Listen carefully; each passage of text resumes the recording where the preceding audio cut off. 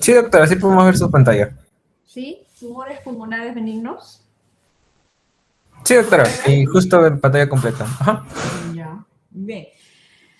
Buenas tardes, chicos. El día de hoy vamos a hablar sobre los tumores pulmonares que tenemos, que presentamos, ¿no? De acuerdo, pues, a unas lesiones neoplásicas que puedan darse.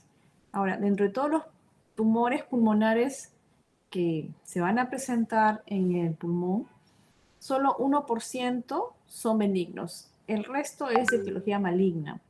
Y dentro de los malignos, los que más abundan son los metastásicos. ¿Ok? Bueno, en tumores pulmonares benignos no hay mucho que hablar realmente, por lo que también son de menor incidencia y sí tienen una característica importante que nos va a permitir decidir en el momento que tenemos frente a un paciente con este tipo de lesiones, es el de indicarles que vamos a hacer controles periódicos para ver si hay un cambio de su tamaño. ¿Y por qué podemos decirle así al paciente directamente, ven acá 3 meses, ven acá 6 meses para un nuevo control tomográfico? Porque al ver la característica del tumor que nos presenta en sus tomografías, vamos a ver que los bordes de estos tumores son lisos, bien definidos, prácticamente parece dibujados con un compás. Y nosotros podemos decir que dadas estas características que se alejan demasiado de un cáncer, porque el cáncer más bien sus bordes son espiculados, por eso es que se le llama cáncer, porque viene del cangrejo, ¿no? El cangrejo tiene sus patitas y salen las patitas que empiezan como a enraizarse, ¿no? Entonces se aleja mucho de la posibilidad de un cáncer. Y bueno, generalmente estos tumores son asintomáticos, solo dan síntomas cuando se presentan a nivel endobronquial, que pueden causar una obstrucción de algún bronquio o bronquiolo importante que da los síntomas de atelectasia, de sensación de falta de aire, de tos constante, ¿no? Entonces estos tumores, estas lesiones, nódulos, ¿no? Nódulos llamamos cuando tienen menos de 3 centímetros. Pasados los 3 centímetros de diámetro ya deja de llamarse nódulo a las lesiones neoplásicas intrapulmonares y pasan a llamarse, a considerarse masas. ¿Ya? Entonces, estos tumores, estas lesiones, su crecimiento es muy lento, llegan a duplicar su tamaño aproximadamente a los 450 días y tienden a calcificarse. Si están ubicados a nivel periférico, nosotros vamos a hacer que simplemente lo vamos a observar y ver de 3 meses a 6 meses controles que vemos que el crecimiento es lentísimo y el borde no cambia y es periférico y no está obstruyendo ningún bronquio, entonces lo dejamos ahí, ni siquiera es necesario de retirarlo o hacerle una cirugía para extirparlo. Bueno, el tumor benigno más frecuente es el amartoma. Representa entre 70 y 75%. Y estos fácilmente se enuclean cuando los intervenimos. ¿Y por qué los intervenimos? Si me acaban de decir que no tienen que intervenirse, porque hay veces tienen un crecimiento a nivel central y a nivel central sí el crecimiento puede afectar algún vaso porque se va creciendo el tumor, se va estirando estos vasos o por compresión extrínseca puede estar comprimiendo un bronquio. Entonces ahí es donde ya tenemos que entrar a retirar este tumor que ya está haciendo daño, ¿no? ¿Y de qué está compuesto? Está compuesto de los mismos tejidos que se compone un pulmón. Tiene los cartílagos, tiene el tejido adiposo, se calcifican, ¿no? El músculo liso de los vasos sanguíneos, que también están. Solo que estos crecen de una manera desordenada, no controlada, y es por eso que se hace una diferenciación frente a los demás tejidos sanos. Entonces, como se puede ver, se enuclea fácilmente, sale todo en su totalidad porque no se ha enraizado, ¿no? Y bueno, como les digo, pueden ser endobronquiales donde los síntomas son más aparatosos. Aquí tenemos, vamos a ver,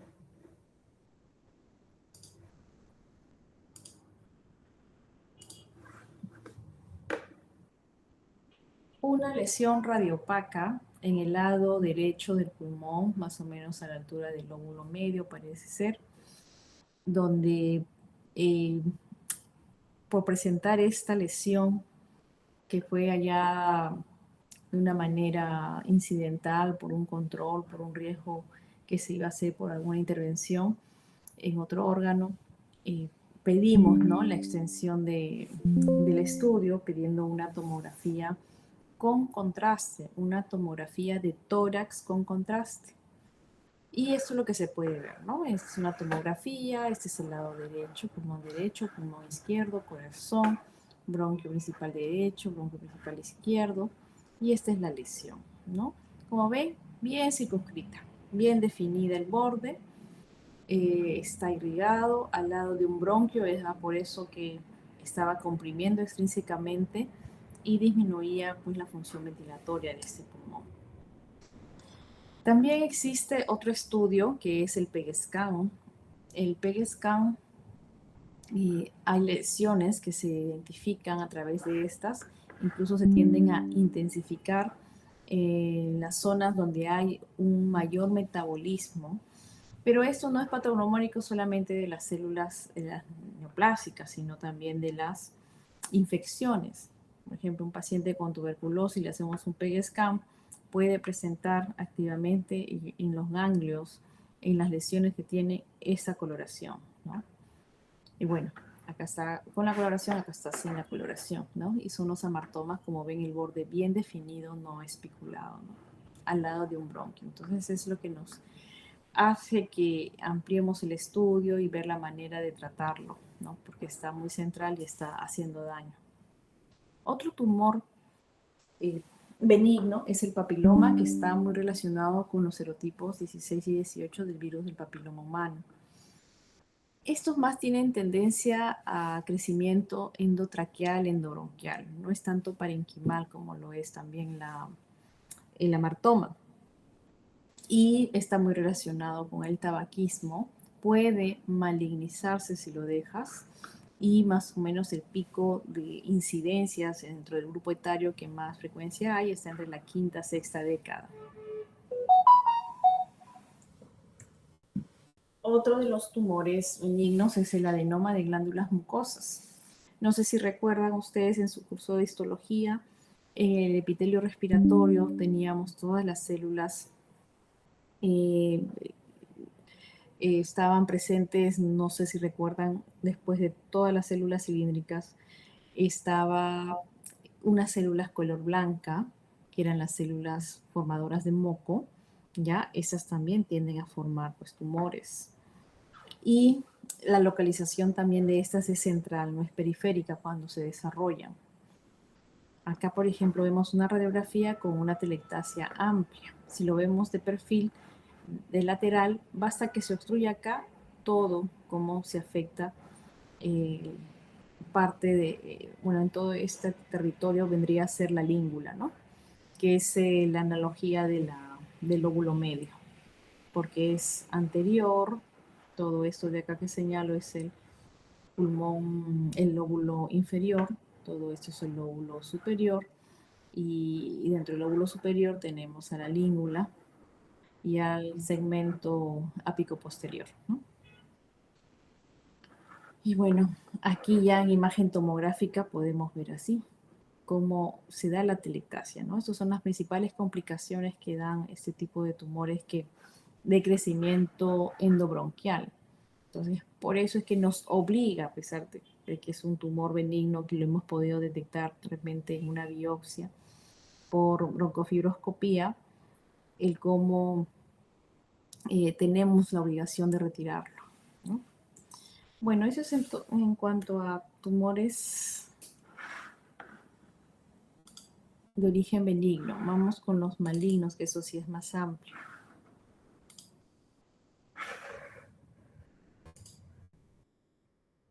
¿Se ve, chicos? Ya, bien. Ahora, los tumores malignos, el famoso cáncer de pulmón. El primer estudio serio a nivel internacional que se hizo con respecto al cáncer pulmonar se hizo en Estados Unidos y fue más o menos en la década de 50, donde se ve una estrecha relación entre el cigarrillo, el consumo del cigarrillo, con el cáncer de pulmón. Ahora último, bueno, de ahí han pasado muchos estudios, ¿no? Ahora último, se ha hecho también otro estudio, así, eh, un metaanálisis en España, ¿no? Donde relacionan que la primera causa de muerte por cáncer es el cáncer pulmonar. ¿No? Esa es la conclusión y esa conclusión viene de años. Entonces, si nosotros sabemos que el cigarrillo es causal del cáncer, al menos un alto porcentaje de cáncer de pulmonares por el origen del tabaco, entonces es un tumor que se puede prevenir, porque la estrecha relación con cigarrillos es esa, deja de fumar y listo, ¿no? Pero a pesar que ya se tiene ese conocimiento, sí ha bajado la incidencia de fumar, más están fumando ahora también las mujeres, que está equiparando al número de varones que también fumaba. Ahora hay personas que no fuman nada, ni siquiera reciben, eh, como les llaman, fumadores pasivos, que no fuman sino tu compañero, tu compañera o quien vive en tu casa. No fuman, ni tampoco tienen eso, y sin embargo aparecen con un cáncer. Y algo que yo he notado así, que ha sido totalmente notorio, ha sido ahora en el post-COVID, ¿no? El post-COVID he visto gente muy joven, porque normalmente yo desde que he sido residente de esta especialidad de cirugía de tórax y asistente, y que veo muchos pacientes con cáncer de pulmón, lo normal pues era mayores, ¿no? Pacientes mayores de 60 años, 70, 80. No era novedad que tengan un tumor en pulmón. Pero ver a alguien de 28 años, 35 años, 38, 34, o sea, ¿qué pasó acá? ¿No? Y dentro de las preguntas es, ¿fumabas? No. Entonces, esto es post-COVID.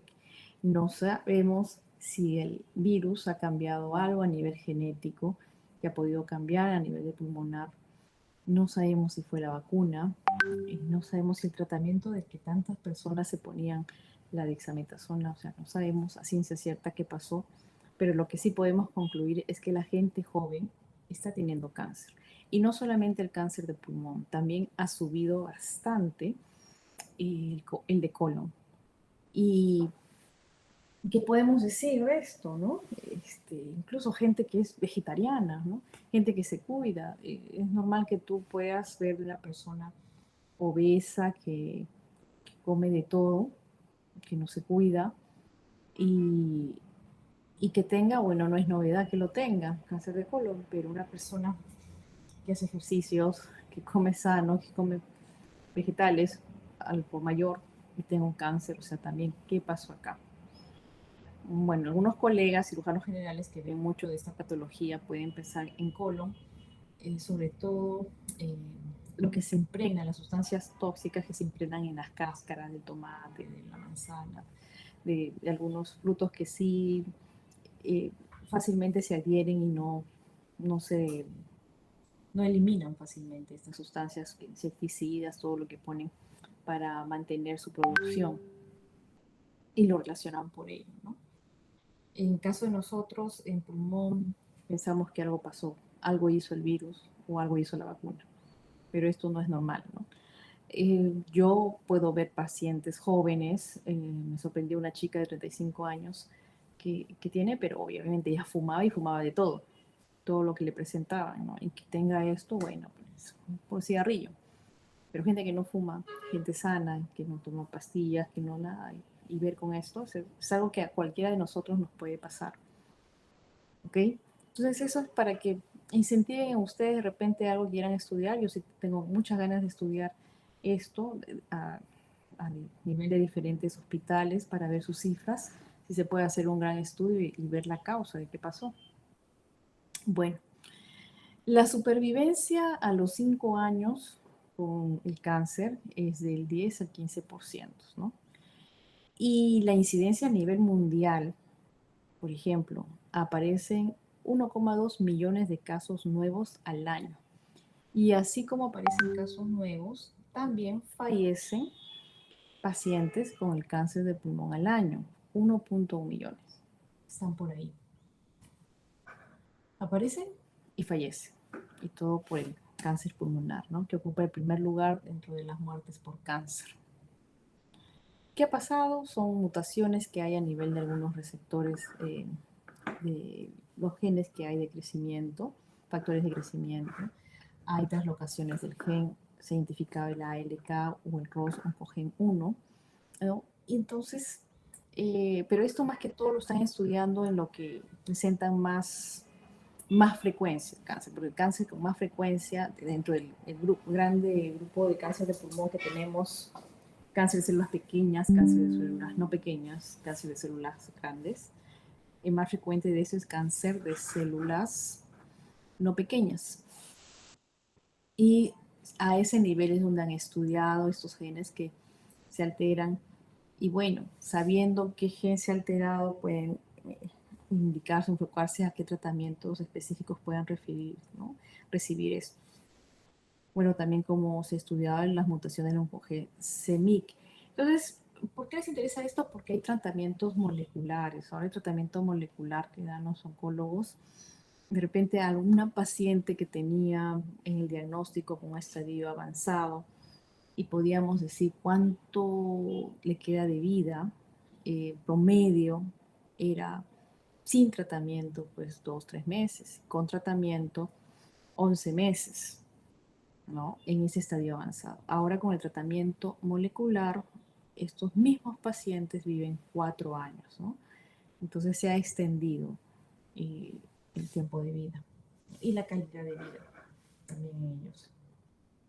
Bueno, este es un cuadrito mostrado por la Sociedad Española de Oncología Médica, donde pone las incidencias del cáncer, de los tipos de cáncer y la mortalidad a nivel global por cáncer. Por ejemplo, global, incidencia global, o sea, si queremos saber cuál es ahorita el cáncer más frecuente, a la cabeza está el colorectal. Vamos a poner en láser.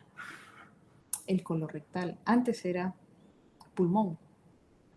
Segundo lugar, próstata, y tercero está el pulmón, cuarto mama. Antes era pulmón primero, ¿no? En mujeres siempre era mama, en hombres siempre próstata. Ahora a nivel global, pues no. El colorectal es el que se ha disparado. Pero mortalidad por cáncer no es el colorectal. Colorectal pasa a segundo lugar y mortalidad por cáncer es el pulmonar, ¿no? Al igual que también en el varón. Bien, tienes más incidencia en el varón, más cáncer de próstata lo tiene el varón, pero ¿por qué fallece el varón? No se muere tanto por un cáncer de próstata, muere más por un cáncer pulmonar. Ese cáncer es el que mata. Bueno, en mujeres sí no cambia esto, ellas, mujeres más cáncer de mama y fallecen más por cáncer de mama, segundo el colorectal y tercero pulmón, ¿no? Estas cifras han cambiado. Ahora, ¿qué síntomas presenta el paciente cuando lo tiene? Bueno, primero que son asintomáticos. Y cuando ya empiezan a aparecer los síntomas en un estadio más avanzado, lo que más salta a la vista es la tos. La tos. Y es una tos seca. Es una tos que no vemos tan simple que pensamos que es un simple resfrío. Y lamentablemente nos automedicamos. Aquí, bueno, en nuestro país, cualquiera va y compra lo que quiere sin receta médica, nada controlado, ¿no? Esto no pasa en otros países. En otros países todo está bien registrado. No puedes recibir más medicinas de lo que tienes que recibir. Y bueno, alegremente acá tú tomas, te automedicas y ves que no mejoras, y cuando ya ves que no mejoras, recién vas a un médico general. El médico general te vuelve a repetir lo que ya tú mismo has recibido por tu cuenta, solamente que ahora más controlado. Y al ver que no mejoras, pues recién te manda el neumólogo, ¿no? Y el neumólogo hace que te pida tus placas, tus tomografías, si eres un paciente del CIS, si eres un paciente que no tienes dinero, esto va a demorar meses hasta conseguir la cita con el neumólogo y el neumólogo te pide la tomografía y si eres por CIS te va a demorar 3 meses y la enfermedad va avanzando. ¿Qué pasó?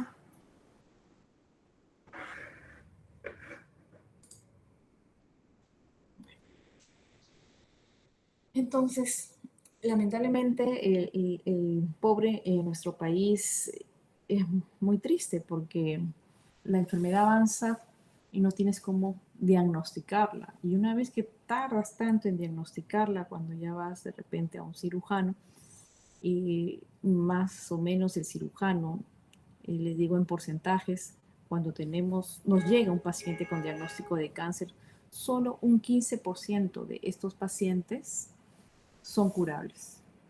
O sea, se les puede operar con fines curativos. El resto ya no.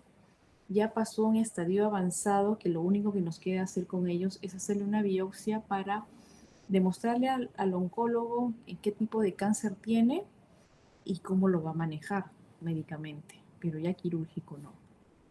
Bueno, si ese cáncer ha avanzado y ha llegado a la pleura, va a haber derrame pleural, va a haber dolor pleural. Los pacientes suelen hacer fiebre, todo cáncer genera fiebre, ¿no? Y de acuerdo al tamaño y a qué comprima puede hacer disfagias. Estas lesiones intraparenquimales van creciendo y van destruyendo tejido que puede salir sangre, o sea, a través de los bronquios llamado hemoptisis. Y esto puede presentarlo al paciente con su tos. Bajan de peso, hay fatiga, ¿no? El síndrome de la vena cava superior. Y todo esto son los síntomas. Entonces, acá, como les decía, es silente y cuando dan los síntomas ya estamos en un periodo avanzado. Y solamente tumores localizados un 20%, un 25% ya tiene alcance linfático y el 55% ya hay metástasis, ¿no? Que ya fue fuera del tórax. Y bueno, el síntoma o lo que presenten es en dónde el tumor es que está presente. Si es periférico va a tener rozamiento o adherencia a la pleura y te va a dar un dolor pleurítico, que es como que te metieran una puñalada de cuchillazo en la espalda. Si más que todo el tumor es central, va a dar los síntomas de atelectasia, ¿no? Sensación de falta de aire, tos, irritación. Eso es lo que va a ocasionar. Y bueno, acá como les decía, ¿quiénes son más los periféricos? Los periféricos son los tipos de adenocarcinomas y las células y los cáncer de células grandes, ¿no? En cambio, los centrales más son el tipo epidermoide y el cáncer de células pequeñas. Y acá están los signos clínicos, ¿no? Tos, hemoptisis, atelectasias, neumonías, porque una atelectasia sigue la neumonía. Al obstruirte una gran vía bronquial, te tapa todo, no se ventila, no sale, no moviliza secreciones, todo se queda atorado y viene la neumonía. En cambio, cuando es periférico, tenemos el dolor pleurítico y el derrame pleural maligno, ¿no? ¿Cómo obtienes la muestra en estas lesiones centrales? A través de las broncofibroscopías puedes hacer una biopsia.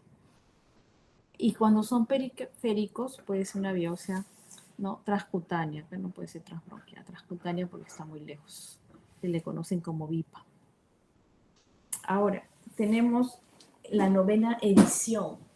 Antes era la 8ª edición del TNM para poder clasificar el estadio clínico del cáncer. Casi nada ha cambiado. Lo único que ha cambiado es a nivel de N, que son los ganglios, ¿no? Como todo tumor, en todo órgano que ustedes han visto. El estudio TNM, T se refiere al tamaño y ubicación del tumor. El N se refiere al alcance de los ganglios. Y el M se refiere a las metástasis, ¿no? Cuando hablamos de T0, por ejemplo, quiere decir que no veo al tumor, no hay evidencia de estar, ¿no? Y T1 se refiere al tamaño, no más de 3 centímetros, topes 3 centímetros, y esas se subdivide en 1A, 1B y 1C. Y cada uno de estos tiene 1 centímetro. ¿ok? ¿Qué invade? Invade, o que a dónde llega, pleura visceral, intrapulmonar, ¿no? O puede llegar al bronquio, pero de una manera periférica. El T2 va de 3 centímetros a 5 centímetros. Y eso se subdivide en un T2A y T2B. T2A va a ser de 3, más de 3 centímetros, pero no más de 4, hasta 4 es el tope. Y el T2B es más de 4, pero menos o igual de 5 centímetros de diámetro. ¿Y qué compromete? Invasión ya del bronquio principal, ¿no? Sin llegar a carina. Ya hay una invasión de la pleura visceral, invade ya los lóbulos, hay atelectasias por neumonitis, ¿no? El T3 es el tamaño, o sea, si hablamos de tamaño, va a ser más de 5 centímetros, pero el tope es 7 centímetros, menor o igual a 7 centímetros. Vamos a tener acá lesiones, por ejemplo, dentro de un lóbulo, vamos a tener ya la masa, porque acá ya hablamos de masa, estamos hablando más de 3 centímetros, vamos a tener una masa, y a la vez dentro de ese mismo lóbulo donde está la masa, vamos a tener un nódulo más, ¿no? En el mismo lóbulo, un nódulo más. Y bueno, ya llega a la pared torácica, la pleura parietal, nervio frénico, por lo tanto vamos a ver que el diafragma va a estar elevado, compromiso de vena ácigos, ¿no? Raíz de los nervios torácicos T1, T2.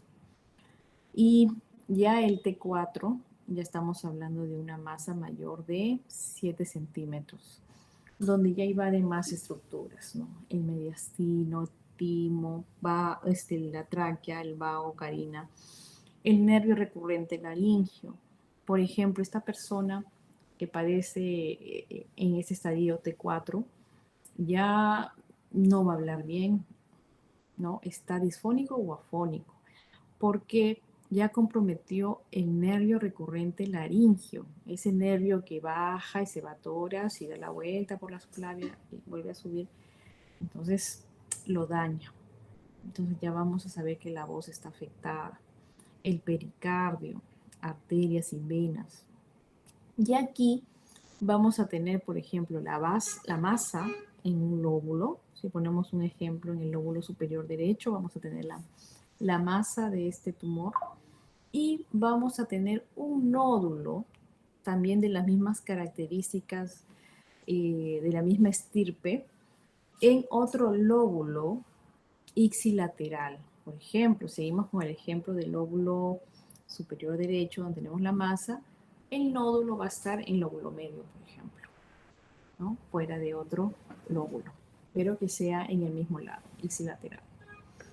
Ahora, si hablamos de las Ns, ¿no?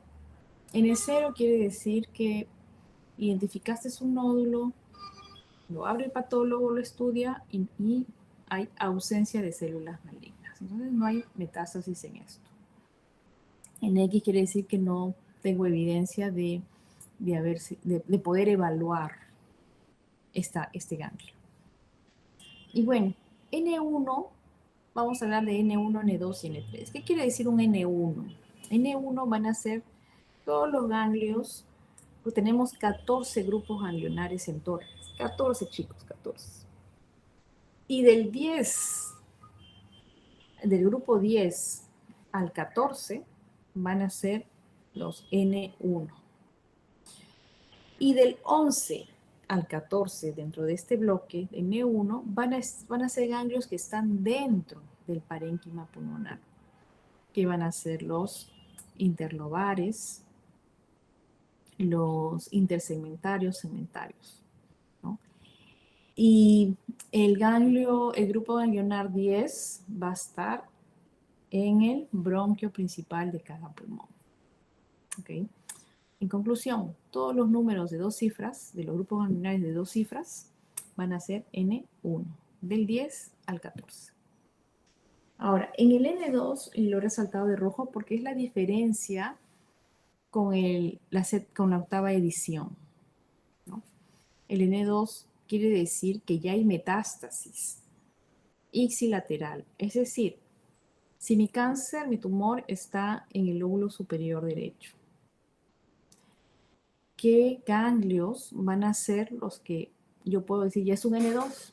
Son los ganglios mediastinales.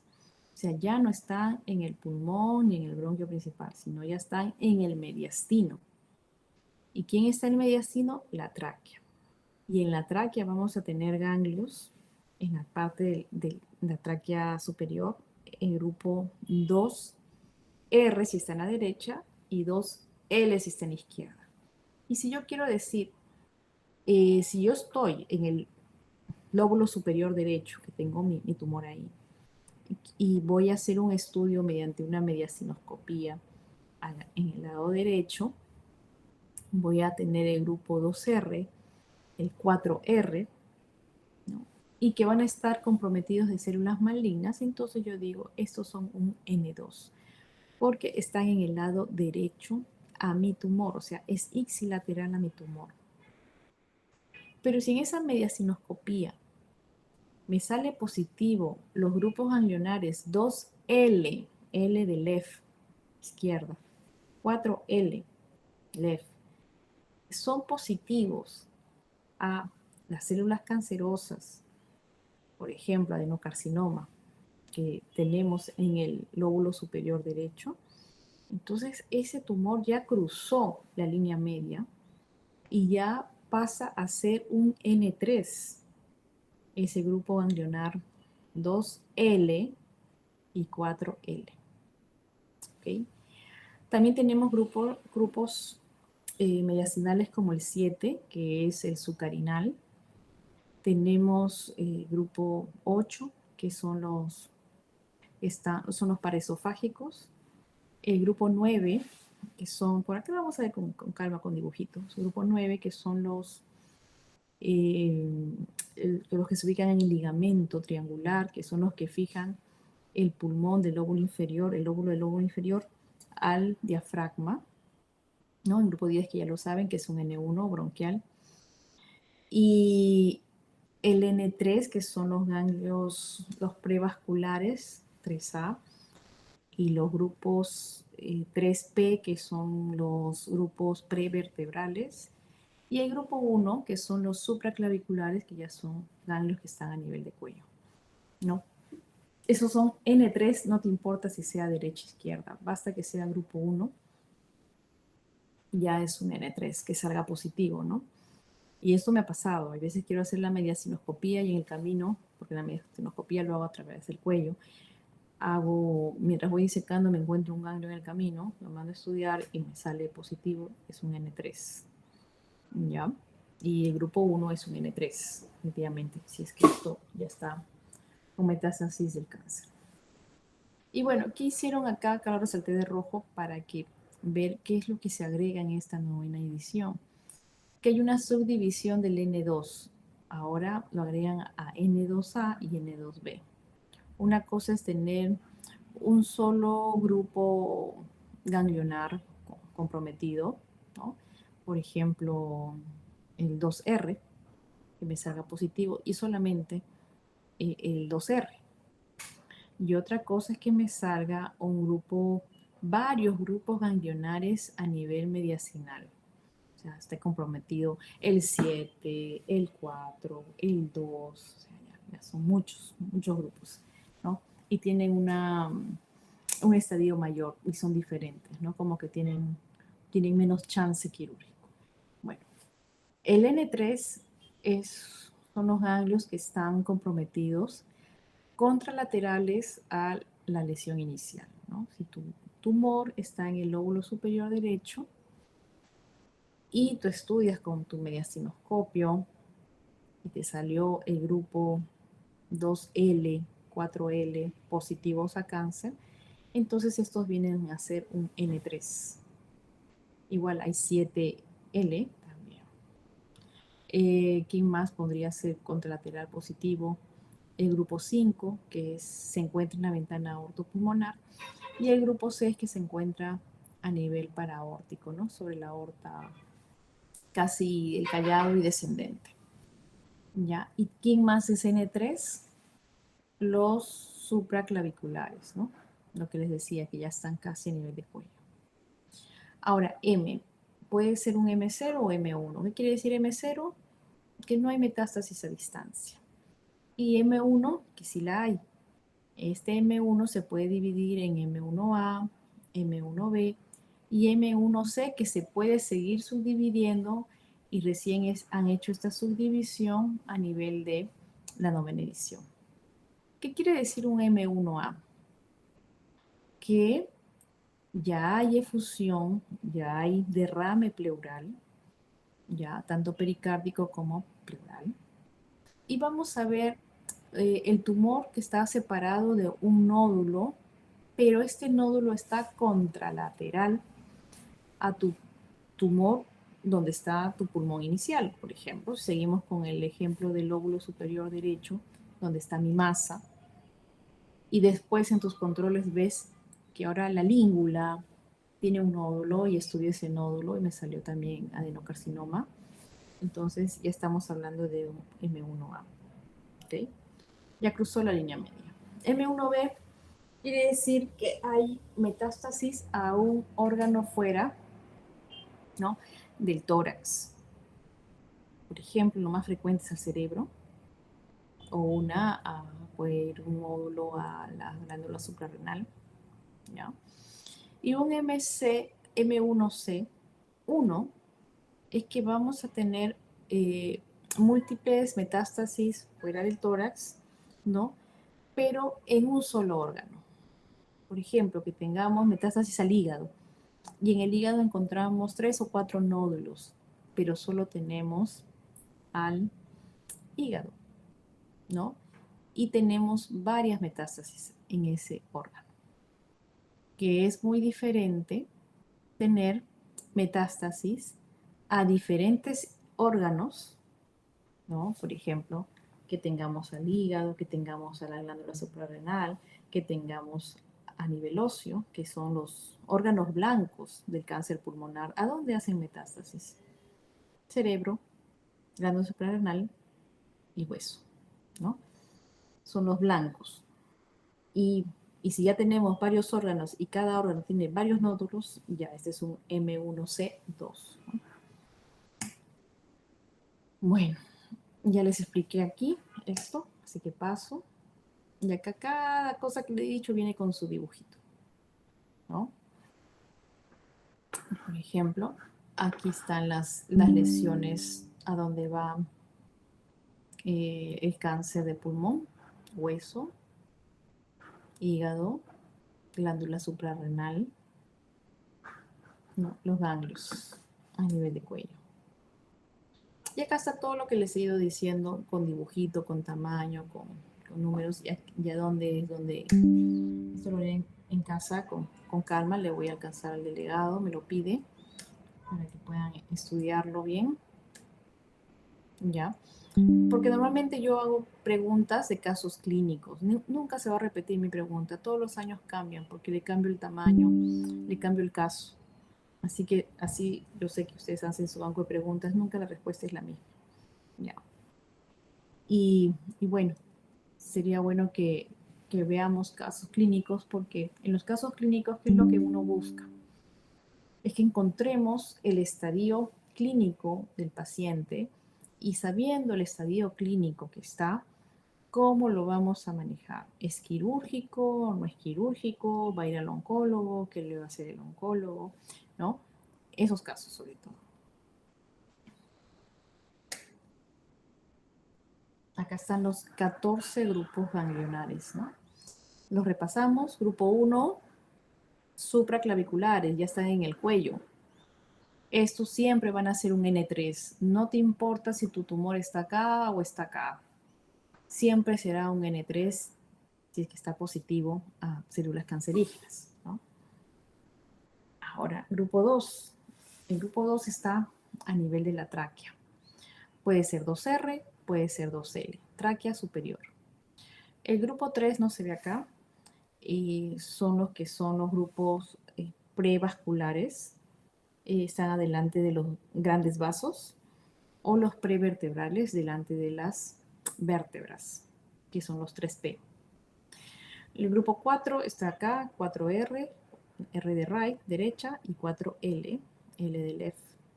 El grupo 5 está en la ventana aortopulmonar, está la aorta. Grupo 6 está sobre la aorta, callado y la aorta descendente. El grupo 7 es el grupo subcarinal. Tenemos el derecho, 7R y 7L. Tenemos el grupo paraesofágico, el 8, derecho, izquierdo, R y L. El grupo 9, que es el ligamento triangular que fija el lóbulo inferior al diafragma, ya tanto derecho e izquierdo. El grupo 10, que son los bronquiales, estos ya son N1, bronquiales, el 10L, 10R, y tenemos los 11R, que son los interlobulares, el 12, que tenemos ya los lobulares, y el 13, que tenemos los intersegmentarios, ¿verdad? Y el grupo 14, que ya son los segmentarios. Así es como se subdividen todos estos 14 grupos. Y como ven, del 11 al 14 todos son intraparenquimales. El grupo 10 está fuera del parénquima, está sobre bronquio. Ya.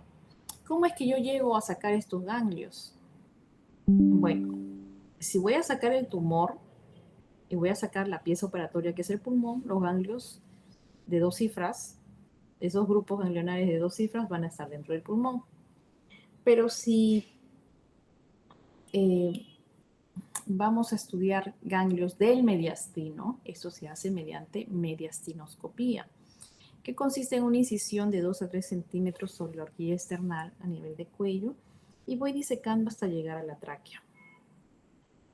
Ya, entonces este es el hueso, el manubrio external.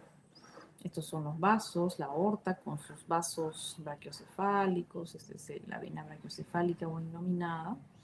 Y tenemos la tráquea, ¿no? Uno pone el dedito entre la tráquea y la fascia pretraqueal para hacerle camino y poder meter aquí el mediastinoscopio. Y nuestro dedo siente todo este latido, ¿no? de esa arteria de rama de la aorta. El paciente está en decúbito dorsal, va a ser intubado a nivel traqueal, va a haber una hiperextensión del cuello y vamos a colocar el mediastinoscopio, que por dentro hay una luz, y vemos a este nivel, podemos llegar hasta la carina y podemos llegar hasta los lados derecho e izquierdo de la tráquea,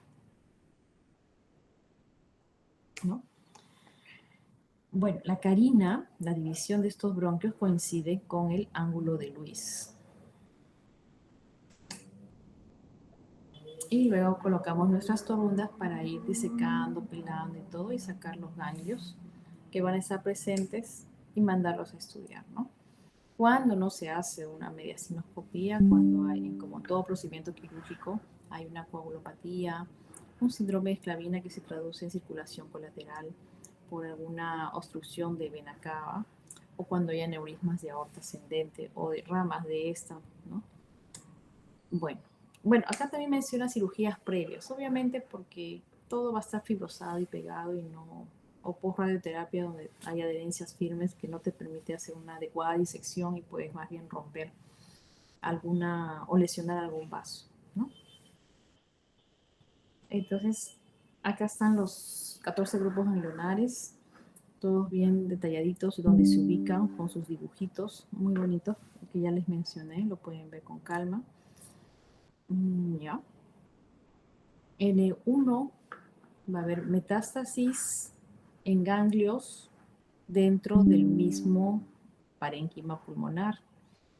N2A va a haber metástasis a nivel de solo un grupo ganglionar en mediastino, a nivel ipsilateral. El N2B va a ser a más de un grupo ganglionar mediastinal ipsilateral. Y el grupo N3, un N3 va a ser todos ganglio contralateral a tu lesión inicial, ¿no? Porque si acá son positivos, obviamente que acá los ganglios también son positivos. Y son ganglios contralaterales que van a estar comprometidos de células cancerosas. Y también los supraclaviculares, que son el grupo 1. Bueno, acá son imágenes tomográficas que pueden ver.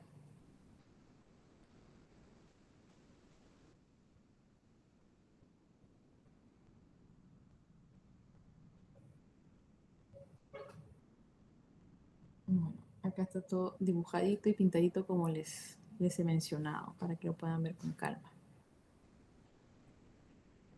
Ya, entonces acá ya estamos hablando de un M1, por ejemplo. Un M1, ¿quién es?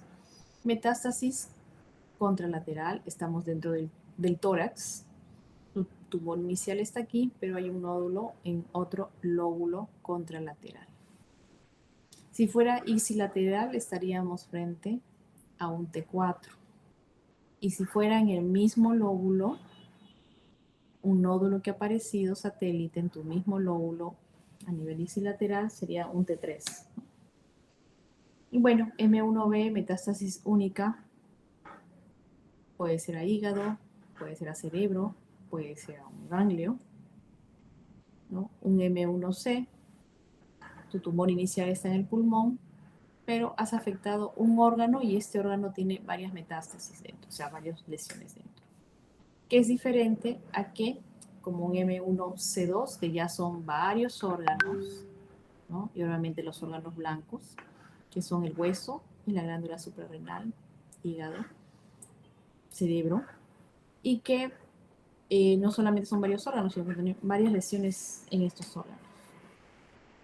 Y aquí está el resumen de todo lo que hemos hablado, el estadio clínico que va a tener los pacientes con estas clasificaciones que hemos hecho, ¿no? Hay T1A, B, C, T, todo esto. Esta tabla se la tienen que saber como la tabla de multiplicar, que ya está, que ya lo tienen en su cabecita todos.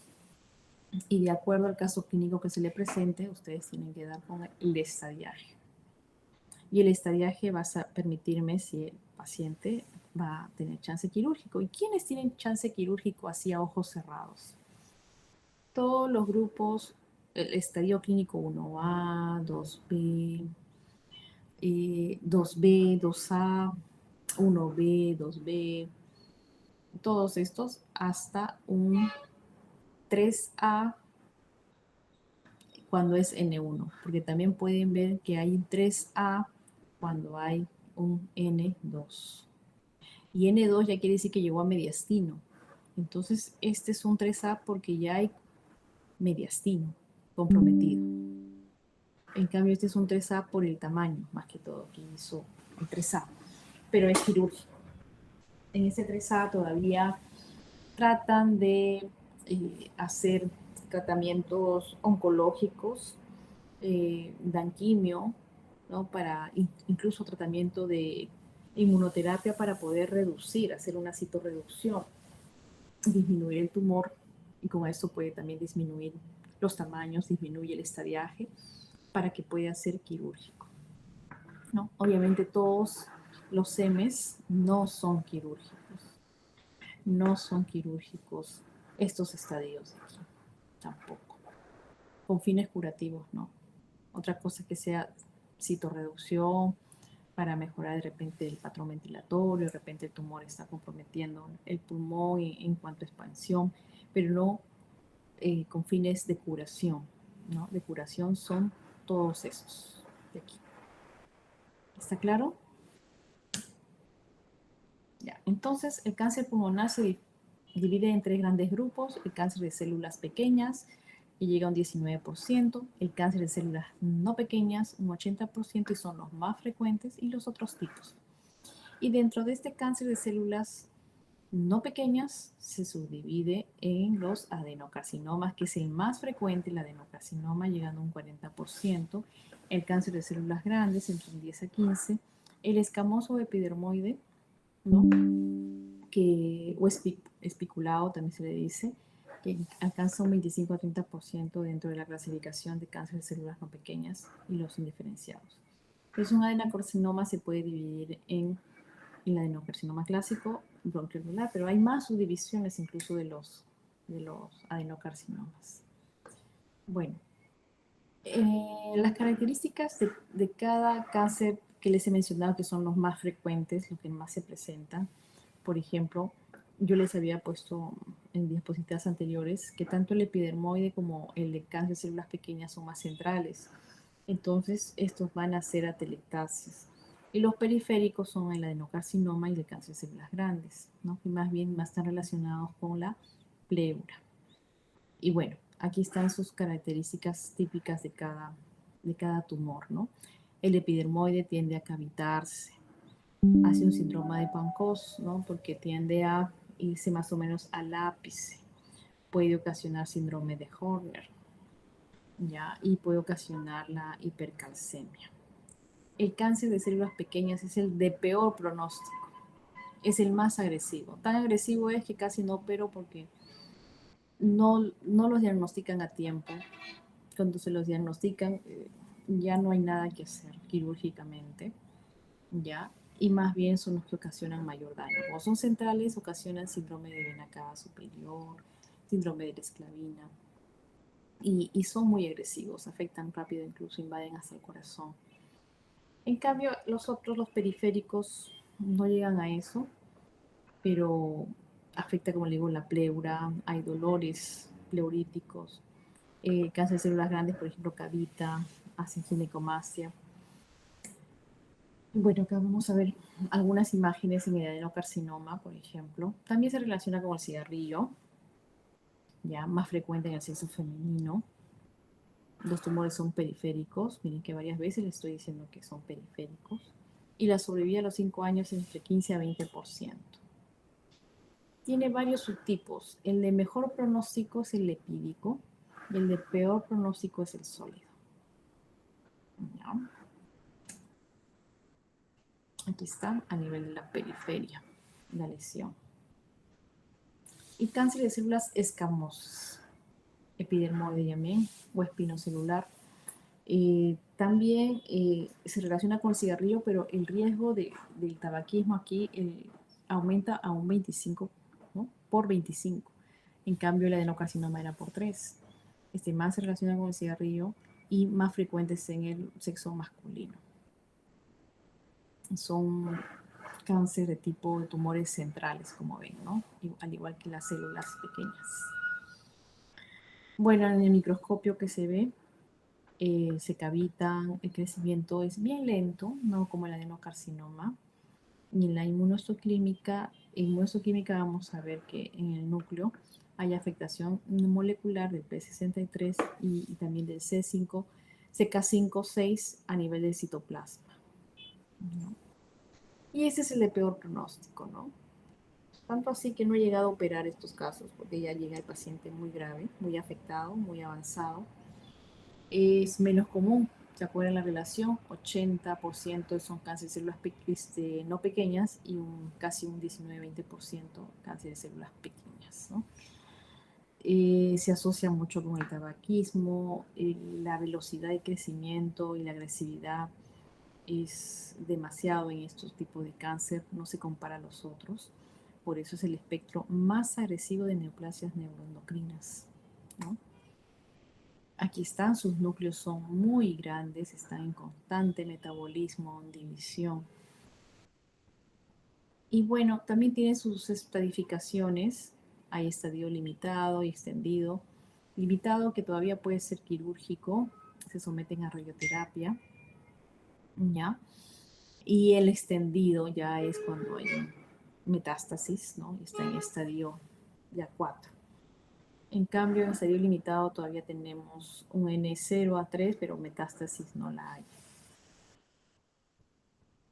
Y así se porta un cáncer de células pequeñas. Miren cómo ha afectado acá la pleura, ya hay derrame, ya la pleura parietal está tomada, ya afectó hasta el corazón y acá ya no veo ni la vena pulmonar, nada, ya agarró el corazón acá. Como es su borde totalmente eh, amorfo, ¿no? Y todo un crecimiento desordenado, ¿no? En estos casos, pues, no es quirúrgico, no vas a sacar eso cuando hay corazón. Ya no se puede hacer nada aquí, lamentablemente, quirúrgicamente, ¿no? Y bueno, estas son metástasis al pulmón, es decir, tenemos un tumor de recto primario y más bien las metas del recto, ¿no? Van sus órganos blancos del pulmón, ¿no? Y, y hay varios nódulos, varias masas, se podría decir, ¿no? Que son, es el filtro, pues, ¿no? El pulmón, que prácticamente asiento de varios tipos de metástasis de diferentes órganos. Abundan. ¿Ya? Vuelvo a repetir, donde se disamina el cáncer pulmonar, hueso, sus órganos blancos, hígado, cerebro y glándulas adrenales. Hasta en dibujito lo hemos visto.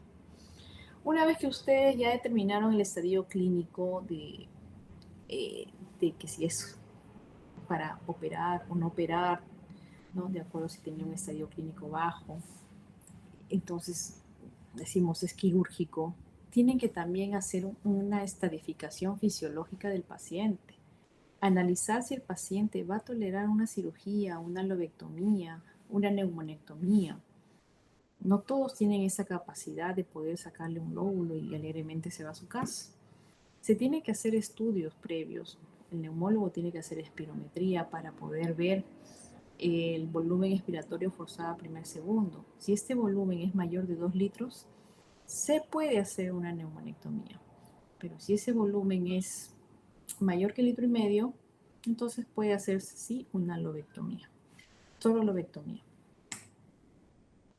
¿Cómo es una lobectomía? Sacamos todo un lóbulo, ¿no? Estamos sacando el lóbulo superior, tenemos medio, inferior, ¿no? O neumonectomía, sacar todo un pulmón. O segmentectomía, sacar solamente un segmento. Es parte de un lóbulo. Cuando hay contraindicación quirúrgica, si el paciente ha tenido un infarto miocardio agudo, pues no se puede operar. Está anticoagulado, obviamente, antiagregado, y con eso es tratamiento imposible. Arritmias no controladas también, porque tenemos que anticoagular en arritmia para que no ocasionen esos trombos a nivel de aurícula. Si el volumen expiratorio forzado es menor de 1 litro, no, pues si le vas a sacar un lóbulo más, no. El paciente te queda en ventilador. Menos de 1 litro no puedes tocarlo. El DELCO es una forma de evaluar también la capacidad pulmonar de tolerancia a someterse a estas cirugías, ¿no? Si tiene un DELCO menor del 40%, es posible tocarlo también.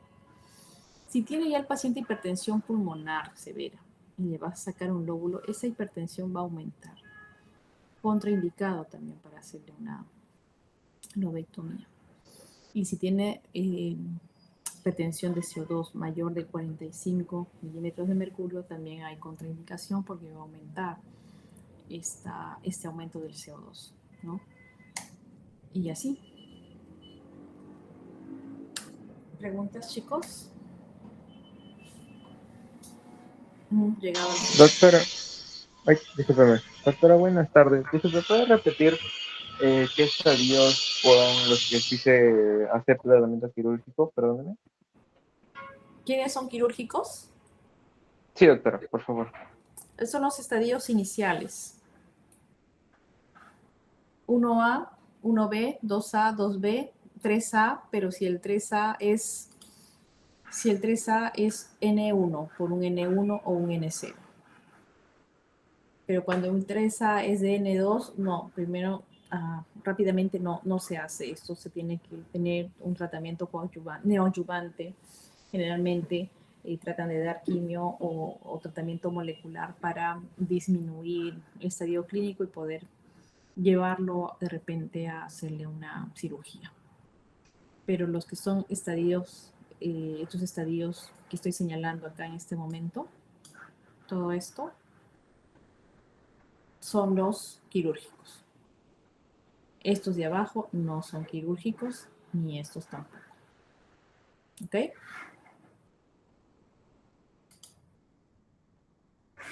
Muchísimas gracias, doctor. Muy bien. ¿Alguna otra pregunta?